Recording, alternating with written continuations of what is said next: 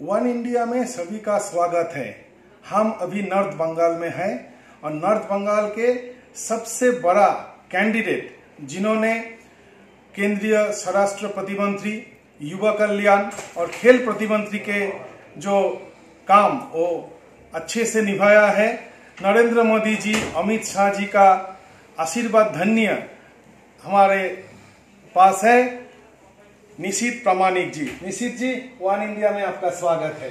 ये आप जो 2019 और 2024 का इलेक्शन है, क्या फर्क है अभी आपके हिसाब से?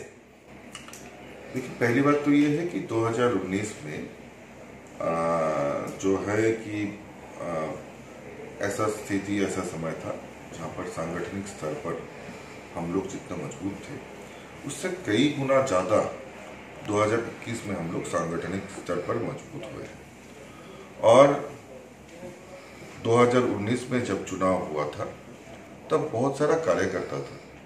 पहली बार जीत देखा, बंगाल के लोग ने दोनों हाथ भरकर आशीर्वाद किया था। लेकिन उसके बाद 2021 का पोस्टपोल वायलेंस, पंचायत चुनाव में वायलेंस और ये सब वायलेंस के सामने डट कर खड़ा रहा भारतीय जनता पार्टी के कार्यकर्ता। टीएमसी का इतना उन लोगों का जो है भीति प्रदर्शन किया, अत्याचार किया, उसके बाद भी हमारे कार्यकर्ता खड़ा रहा। और ये सभी जो है आग में जलते जलते जो भारतीय जनता पार्टी की कार्यकर्ता है वो खाटी सोना का रूप में उभर कर आया है।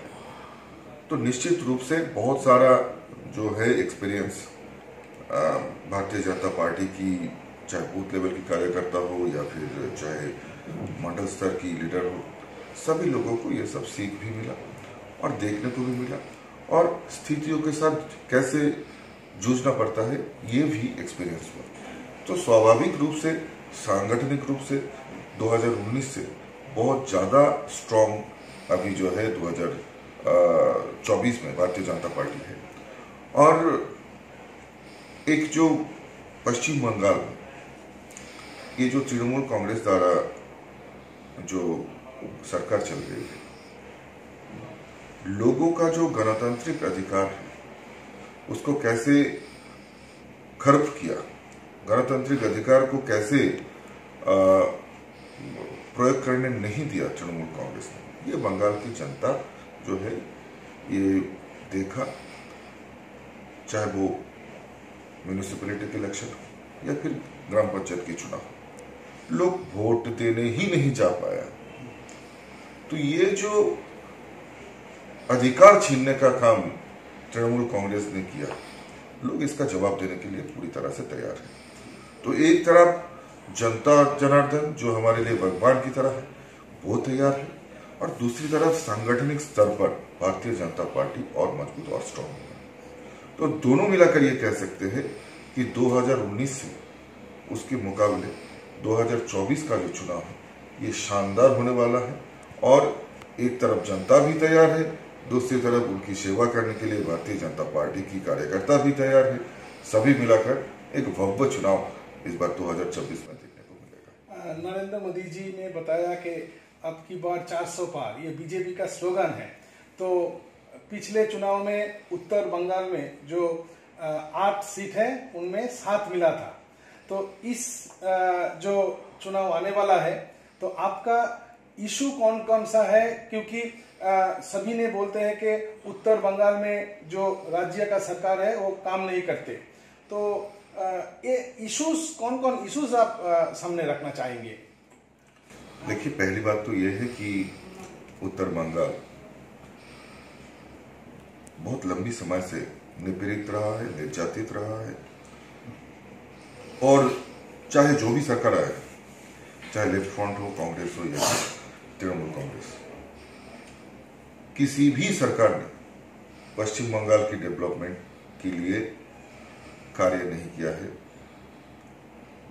पश्चिम बंगाल की जो सरकार आए, अगर कोई नॉर्थ बंगाल की तरफ देखा और सबसे ज्यादा काम करने की प्रयास किया तो वो भारत सरकार है। अगर तृणमूल द्वारा परिचालित ये पश्चिम बंगाल सरकार चाहते अगर उनकी सहयोग रहता तो ये काम और भी भव्यता के साथ हो सकता था। आप सभी लोगों ने देखा, आप अभी जो रास्ते से आए आप देखा कि केंद्र सरकार ने किस तरह से डेवलपमेंट किया, किस तरह से इंफ्रा डेवलपमेंट हुआ। रेलवे ट्रैक पहले सिंगल था, एक ट्रेन आते थे तो रुकते थे दूसरा ट्रेन जाने के लिए, अभी डबल ट्रैक हो गया। इलेक्ट्रिफिकेशन कोई सोच भी नहीं सकता था, अभी लोकल ट्रेन भी इलेक्ट्रिफिकेशन होने का व्यवस्था यहाँ पर हो रहा है। और उसके साथ साथ जो रास्ते से लेकर, रेलवे से लेकर, वंदे भारत एक्सप्रेस से लेकर एयरपोर्ट, कुछ बिहार का एयरपोर्ट पहले मतलब ऐसे ही पड़ा था बहुत दिन से, लंबी समय से। स्टेट गवर्नमेंट 3-4 बार 2-3 एयरक्राफ्ट लाके चालू किया, लेकिन 1 महीने से ज्यादा नहीं चला पाया। और केंद्र सरकार का माननीय मोदी जी का उड़ान स्कीम से कुछ बिहार से रेगुलर स्केड्यूल फ्लाइट चल रही है और बिना रुकावट के चल रही है। इसका मतलब है कि केंद्र सरकार हर जो डेवलपमेंट है, हर जो चाहे इंफ्रा डेवलपमेंट हो, चाहे कनेक्टिविटी डेवलपमेंट हो, उसको पूरा करने के लिए, उत्तर बंगाल को सजाने के लिए पूरी तरह से गंभीरता के साथ इस विषय को लेते हैं। तो इस विषय में हम लोग राज्य सरकार की सहायता बहुत बार मांगा, चाहे वो NCOE national centre of excellence तैयार करने के समय में हो, या फिर चाहे वो जब हम लोगों ने पश्चिम बंगाल में, जब सिर्फ उत्तर बंगाल में ही जब 6 लैंड पोर्ट का डिक्लेरेशन हुआ, उस समय में जब स्टेट के पास जमीन हम लोगों ने मांगा तो वहां पर भी स्टेट ने सहयोग नहीं किया। तो इसका मतलब है केंद्र कोई प्रकल्प लेता है और डेवलपमेंट वर्क बंगाल में करना चाहते हैं तो उसके लिए बंगाल गवर्नमेंट सहयोग नहीं करते हैं। देखिए, डेवलपमेंट अलग चीज होता है, ये पार्टी से ऊपर होता है, ये आपका किसी भी आइडियोलॉजी का आप हो, लेकिन डेवलपमेंट वर्क में सब शामिल होना चाहिए।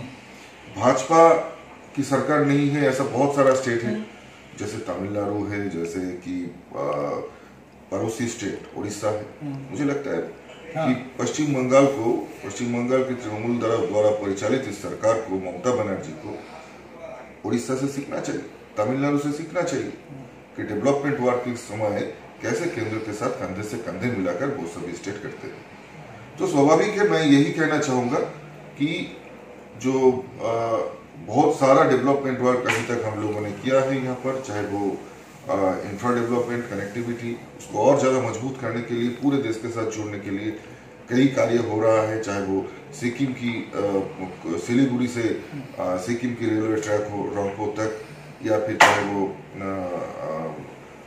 वंदे भारत एक्सप्रेस का गुवाहाटी से सिलीगुड़ी और सिलीगुड़ी से आपका कोलकाता। तो काफी जो डेवलपमेंट वर्क है ये केंद्र सरकार के द्वारा यहाँ पर हुआ है और होना भी चाहिए। जैसे कि लोगों का, उत्तर बंगाल के लोगों का सपना था एक समय की यहाँ पर एक एम्स हो। कांग्रेस की नेता थे, मंत्री थे प्रियरंजन दास मुंशी जी, वो बहुत आंदोलन किया इसके लिए बहुत, लेकिन उनकी जो सरकार थी कांग्रेस रहते हुए भी कभी नहीं कर पाया। लेकिन जब 2014 के बाद माननीय प्रधानमंत्री जी नरेंद्र मोदी जी ने शपथ लिया, उसके बाद तुरंत उन्होंने उत्तर बंगाल के लोगों के लिए एम्स का यहाँ पर जो है उन्होंने सौगात दिया। नरेंद्र मोदी जी और अमित शाह जी बहुत आपको स्नेह करते हैं और आपको बहुत बहुत आशीर्वाद देते हैं, ये भी हम जानते हैं। तो मैं ये आपसे जानना चाहूँगा कि as a politician, as a जो जेंटलमैन है वो, मतलब तो उनसे क्या सीखा आपने, कौन कौन सा चीज उनसे सीखना चाहिए सभी को? देखिए, पहली बात तो ये है माननीय मोदी जी, माननीय अमित शाह जी ऐसा लीडर है जो ये कह सकते हैं कि युग के बाद लोगों का जो है आविर्भाव होता है। हाँ। और ये लोग खुद ही एक इंस्टीट्यूशन है, तो जितना चाहे आप सीख सकते हैं। हाँ। अनलिमिटेड, यहाँ पर कोई लिमिट नहीं है। हाँ। ये इन्फिनिटी है। हाँ। और ज्ञान की, नॉलेज की एकदम जो है समुंदर है। हाँ। और एक विषय तो हम लोगों ने सीखा कि देश के प्रति प्रेम, सद्भावना, ट्रांसपेरेंसी और किसी भी छोटा विषय उसका एकदम ग्रेविटी में जाके उसका समझना और उसके लिए क्या करना चाहिए ये डिसीजन, तत्क्षणात ये डिसीजन लेना, ये हम लोगों ने देखा कि ये बहुत जो है बहुत गंभीर समय में भी अविचल रहकर एकदम स्थिरता के साथ गंभीर डिसीजन लेना, ऐसा सिद्धांत जो है ये दोनों लीडर लेते हैं और देश के हित में हमेशा सोचते हैं। सोता भी है तो देश के हित के लिए सोचता है, सपने में भी देश का हित देखते हैं।